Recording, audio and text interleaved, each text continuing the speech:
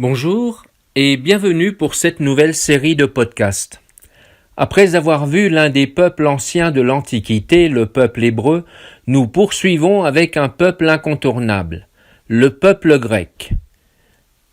La Grèce. Nous aborderons pour commencer la Grèce ancienne.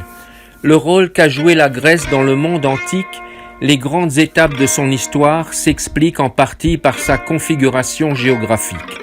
C'est un pays de relief morcelé que les chaînes de montagnes hérissées de pics difficilement accessibles découpent comme en compartiments isolés, petits cantons vivant repliés sur eux-mêmes et passionnément attachés à leur indépendance.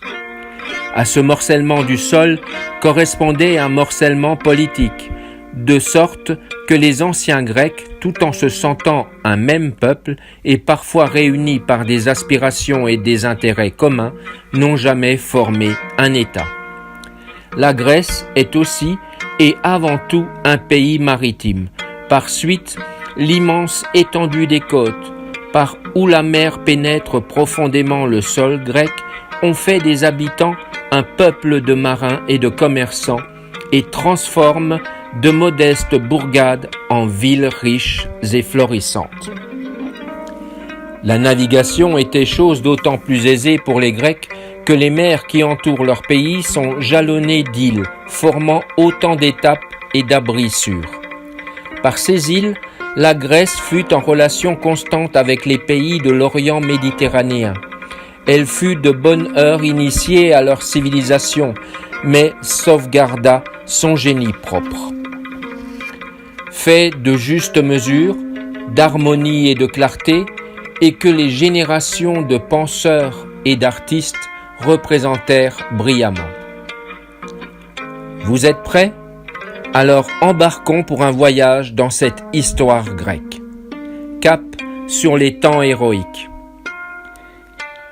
L'histoire grecque dans son ensemble nous est mieux connue que celle des peuples de l'Orient, car la Grèce a eu ses historiens, tels Hérodote, Thucydide, Xénophon, et ses innombrables œuvres d'art, ses inscriptions, ses monnaies, qui ont été pour nous de surcroît une source de documentation précieuse.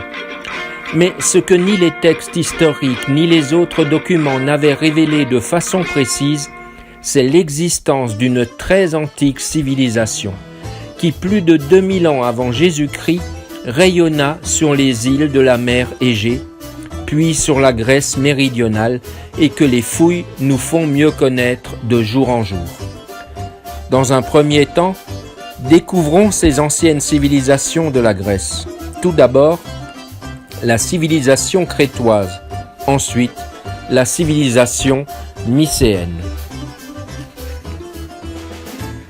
La Crète, par sa situation privilégiée entre la Grèce, l'Asie mineure et l'Égypte, semblait prédestinée à un rôle brillant et de fait, durant 10 siècles environ, approximativement entre 2500 et 1500 avant Jésus-Christ, la civilisation dont elle fut le foyer brilla d'un vif éclat dans toute la mer Égée. La tradition avait conservé le souvenir du puissant roi Minos, qui avait embelli Knossos, sa capitale, de palais merveilleux.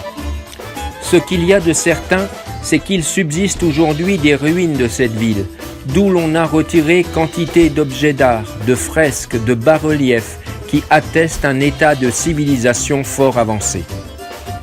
Vers le XVe siècle, l'empire crétois disparut brusquement, sans doute ruiné par l'invasion des Achéens. Mais il y eut également la civilisation mycéenne. La Grèce primitive avait été, disent les Grecs, peuplée par les Pélasges. Mais de nombreuses invasions allaient renouveler cette population ancienne.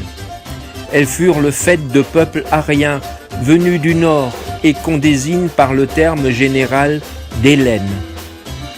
Les premiers arrivés furent les Achéens, qui élevèrent les fortifications puissantes de Mycène et de Tirynthe en Argolide et de là dominèrent à leur tour pendant plusieurs siècles le monde égéen. Mycène, leur capitale, fut l'héritière de la civilisation crétoise, mais de celle-ci, en vérité, la civilisation mycéenne ne fut qu'un assez pâle reflet, si nous en jugeons par ce qu'ont mis à jour les fouilles de Mycène ainsi que celles de Tirynthe. La tradition rapporte qu'un roi de Mycène, Agamemnon, avait entrepris contre la ville de Troie, située en Asie mineure, une grande expédition groupant tous les Achéens. Au XIIe siècle, la civilisation achéenne fut à son tour détruite par l'invasion des Doriens, qui restèrent finalement maîtres d'une notable partie de la Grèce, tandis que les vaincus émigraient en partie vers les côtes d'Asie mineure. Nous poursuivrons la semaine prochaine à travers les croyances religieuses des Grecs, où nous verrons que c'est le mélange des Achéens et des Doriens qui constitua le peuple grec. À la semaine prochaine.